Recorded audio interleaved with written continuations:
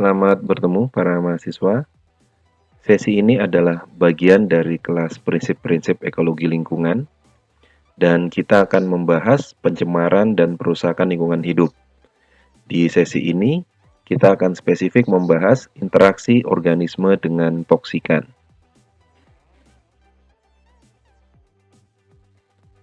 Interaksi antara organisme dengan toksikan tidak bisa dilepaskan dari pembahasan terkait kesehatan lingkungan. Dan pembahasan kesehatan lingkungan akan mencakup beberapa pembahasan utama. Yang pertama adalah bagaimana kita dapat menilai faktor lingkungan dan melihat apa saja akibatnya, pengaruhnya untuk kesehatan manusia ataupun kualitas hidup. Yang kedua, bagaimana kita bisa menilai, kemudian mencari cara untuk menghindari dampak negatif dari berbagai kejadian lingkungan terhadap kesehatan manusia ataupun sistem ekologi. Dan yang ketiga, bagaimana kita bisa melihat kesehatan lingkungan dari sudut pandang environmental toksikologi. Kesehatan lingkungan sangat berhubungan dengan keberadaan barang-barang berbahaya ataupun materi-materi berbahaya yang bisa menyebabkan dampak negatif untuk lingkungan. Barang-barang yang berbahaya dan bisa menjadi pencemar ini dapat dibedakan menjadi beberapa jenis. Yang pertama adalah physical hazard. Physical hazard pada dasarnya adalah segala kegiatan fisik yang dapat mengganggu kesehatan lingkungan. Contoh dari physical hazard ini antara lain adalah tanah longsor, banjir, ataupun exposure to ultraviolet yang berlebihan. Jenis environmental hazard yang kedua adalah chemical hazard. Chemical hazard adalah segala bahan kimia, materi kimia yang bisa menyebabkan kerusakan ataupun gangguan terhadap kesehatan lingkungan. Contoh dari chemical hazard adalah disinfektan dan pestisida. Jenis ketiga dari environmental hazard adalah biological hazard. Biological hazard terdiri dari berbagai jenis organisme yang bisa memberikan dampak negatif terhadap kesehatan lingkungan. Contohnya adalah virus ataupun bakteri. Selain ketiga jenis tadi, sebenarnya ada jenis keempat. Jenis keempat disebut dengan cultural atau lifestyle hazard. Cultural atau lifestyle hazard adalah segala sesuatu kebiasaan yang dilakukan sehingga bisa memberikan dampak negatif terhadap lingkungan ataupun organisme yang hidup di dalam lingkungan tersebut, termasuk kepada manusia. Salah satu contoh dari cultural hazard adalah merokok. Merokok bisa memberikan gangguan kesehatan baik kepada manusia ataupun lingkungan. Selain itu, bisa juga berkontribusi terhadap penurunan kualitas lingkungan. Contoh lain dari cultural atau lifestyle hazard adalah minum minuman keras dan kejahatan yang ada di lingkungan rumah tangga. Gambar ini memberikan contoh berbagai tipe environmental health hazard. Kita lihat bahwa exposure ke sinar ultraviolet yang berlebihan bisa menimbulkan kerusakan jaringan tubuh yang mengganggu kesehatan. Begitu juga penggunaan pestisida yang berlebihan ataupun gangguan kesehatan karena serangan malaria. Selain itu, ada juga gambar yang menunjukkan cultural hazard. Dalam contoh ini yang kita ambil adalah merokok. Salah satu isu strategis terkait kesehatan lingkungan yang sedang kita hadapi bersama adalah penyakit menular. Penyakit menular pada dasarnya adalah jenis dari communicable atau transmissible disease yang merupakan bentuk dari bagaimana organisme patogen menyerang hostnya. Penyerangan organisme patogen ini bisa secara langsung atau melalui vektor. Salah satu contoh vektor yang sering kita temui adalah bagaimana malaria menular melalui gigitan nyamuk. Dan Bakteri patogen atau organisme patogen ini termasuk virus bisa ditularkan dari satu host ke host yang lain. Oleh karena itu, pada saat persoalan ini terjadi, maka tidak hanya kerusakan kesehatan manusia, tapi juga kerusakan lingkungan menjadi akibatnya. Dan dalam kondisi sekarang, lebih dari 25% kematian di dunia itu disebabkan oleh penyakit menular. Dan sebagian besar kematian ini terjadi di negara berkembang seperti Indonesia. Data yang ditampilkan di slide ini adalah data yang menunjukkan tingkat kematian yang disebabkan karena penyakit menular. Dan kita lihat, penyakit yang paling banyak menyebabkan kematian memang adalah infeksi saluran pernapasan, baik influenza ataupun COVID-19 yang sedang kita hadapi sekarang. Dan tingkat kematian yang diakibatkan oleh infeksi saluran pernapasan ini lebih tinggi dari AIDS, lebih tinggi dari gangguan pencernaan seperti diare, lebih tinggi dari tuberkulosis, malaria, ataupun penyakit pada masa anak-anak. Dan isu-isu yang terkait dengan penularan infeksi saluran pernapasan menjadi salah satu fokus utama yang dilakukan dunia untuk memperbaiki kualitas hidup. Dan kebetulan saat-saat ini terjadi, termasuk sistem kelas ini terjadi pun karena infeksi saluran pernapasan. Banyak orang memandang bahwa materi-materi berbahaya hanya bisa ditemui di luar ruangan, bahwa kita akan terpapar materi-materi berbahaya ini kalau kita keluar dari rumah kita. Padahal dalam kenyataannya, banyak sekali materi-materi berbahaya ini dapat dengan mudah kita temui di dalam rumah kita. Sebagai contoh yang sering kita temui adalah plastik. Plastik apabila tidak diproses dengan baik mengakibatkan sangat mudah polimer-polimernya terlepas. Dan apabila polimer plastik ini terlepas dan terkonsumsi oleh manusia, bisa mengakibatkan gangguan kesehatan sampai kanker. Contoh lain dari barang berbahaya yang biasa kita temui di dalam ruangan adalah logam berat yang terkandung dalam cat ataupun pipa. Materi-materi berbahaya ini juga bisa kita temui dari materi-materi yang kita gunakan untuk membangun rumah, seperti asbes. Sehingga saat kita berbicara tentang materi-materi atau bahan-bahan berbahaya bagi lingkungan ataupun kesehatan, tidak selamanya kita berbicara tentang kontaminasi di luar ruangan. Seringkali kontaminasi yang tidak kita sadari menjadi lebih berbahaya. Banyak orang memandang bahwa materi-materi berbahaya hanya bisa ditemui di luar ruangan, bahwa kita akan terpapar materi-materi berbahaya ini kalau kita keluar dari rumah kita. Padahal dalam kenyataannya, banyak sekali materi-materi berbahaya ini dapat dengan mudah kita temui di dalam rumah kita. Sebagai contoh yang sering kita temui adalah plastik. Plastik apabila tidak diproses dengan baik mengakibatkan sangat mudah polimer-polimernya terlepas. Dan apabila polimer plastik ini terlepas dan terkonsumsi oleh manusia, bisa mengakibatkan gangguan kesehatan sampai kanker. Contoh lain dari barang berbahaya yang biasa kita temui di dalam ruangan adalah logam berat yang terkandung dalam cat ataupun pipa. Materi-materi berbahaya ini juga bisa kita temui dari materi-materi yang kita gunakan untuk membangun rumah, seperti asbes. Sehingga saat kita berbicara tentang materi-materi atau bahan-bahan berbahaya bagi lingkungan ataupun kesehatan, tidak selamanya kita berbicara tentang kontaminasi di luar ruangan. Seringkali kontaminasi yang tidak kita sadari menjadi lebih berbahaya. Pembahasan mengenai prinsip-prinsip ekologi lingkungan, terutama terkait tentang pencemaran, sangat dekat dengan pembahasan dalam environmental toksikologi.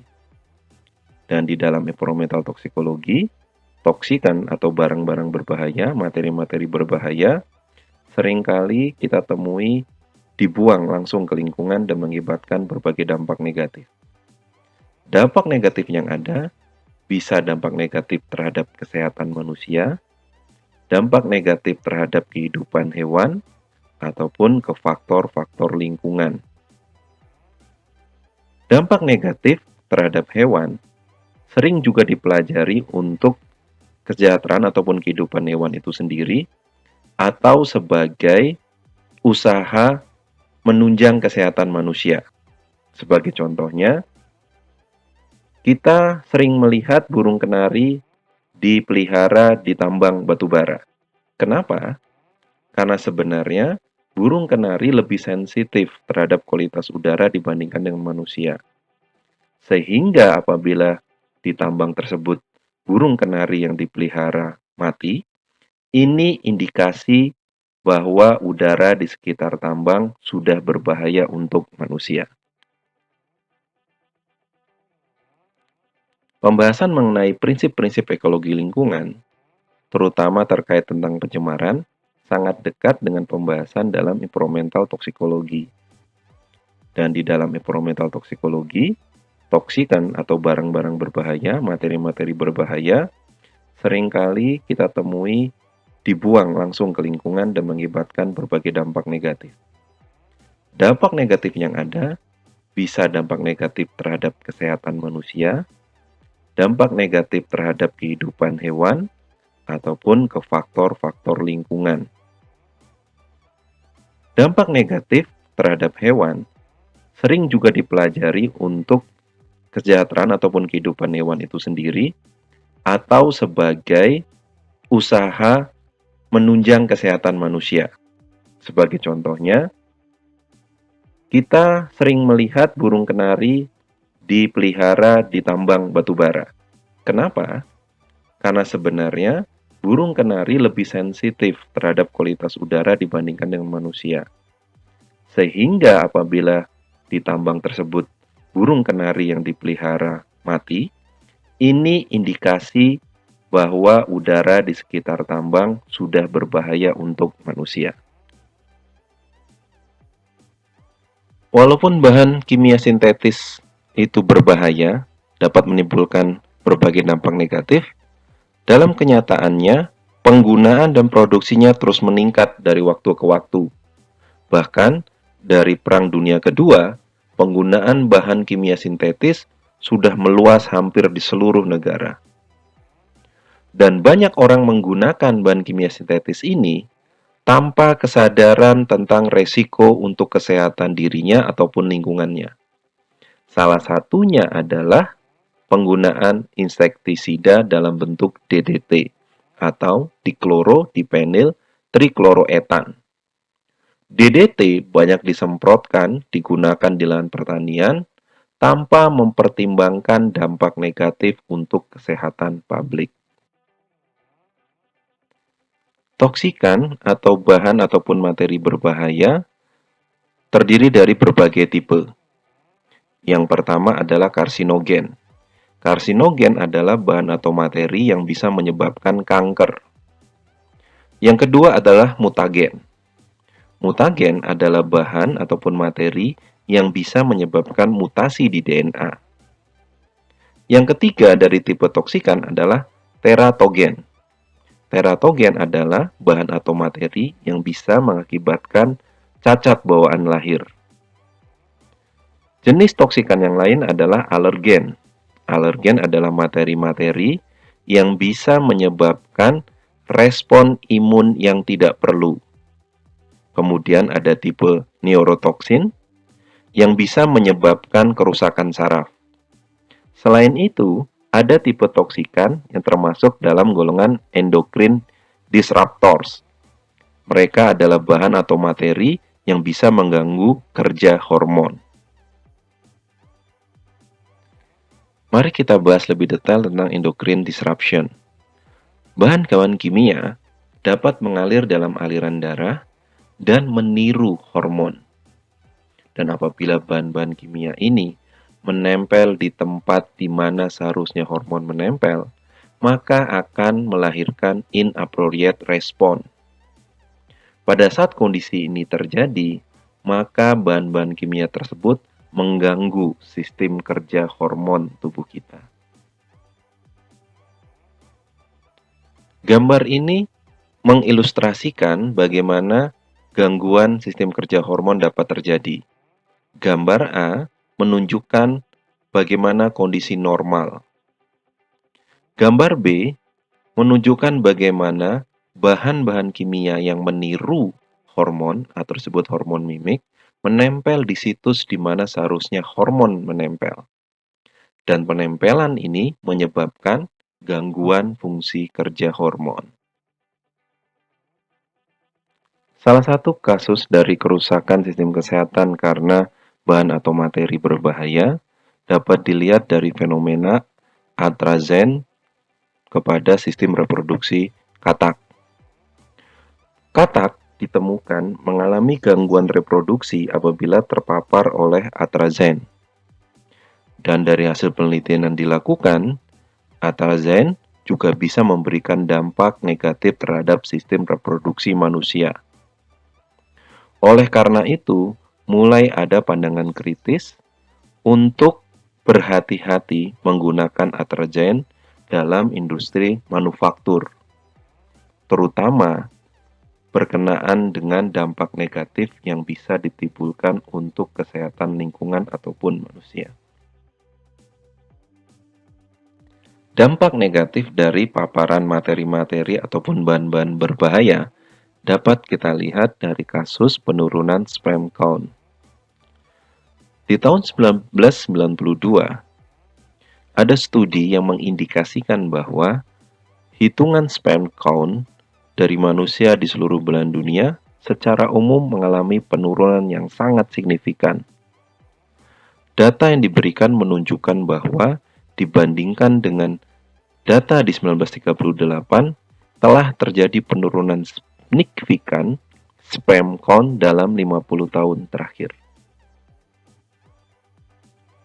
Grafik ini menunjukkan tren penurunan sperm count pada manusia dari 1938 sampai 1990-an. Dan kita melihat ada tren yang sangat nyata bahwa dalam 50 tahun terakhir terjadi penurunan sperm count. Akibat negatif dari paparan bahan ataupun materi berbahaya juga dapat kita lihat dari kasus peningkatan testicular cancer. Data-data ini menunjukkan peningkatan angka testicular cancer di negara-negara Eropa. Dan kita lihat dalam 50 tahun terakhir terjadi peningkatan yang cukup signifikan. Peningkatan testicular cancer sangat mungkin diakibatkan dari peningkatan paparan bahan ataupun materi berbahaya di lingkungan. Lalu, bagaimana caranya bahan-bahan beracun ini atau toksikan ini dapat berpindah? Toksikan dapat berpindah melalui beberapa jalan yang spesifik. Mereka akan melalui berbagai rute dalam ekosistem.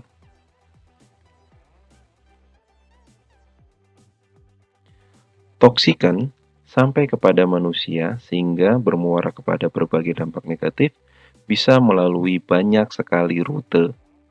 Kita lihat di slide ini, ilustrasi yang diberikan, kegiatan industri dan manufaktur bisa mengakibatkan banyak dampak negatif untuk manusia, baik secara langsung pada manusia dewasa, ataupun baru terlihat dampak negatifnya pada bayi yang baru lahir.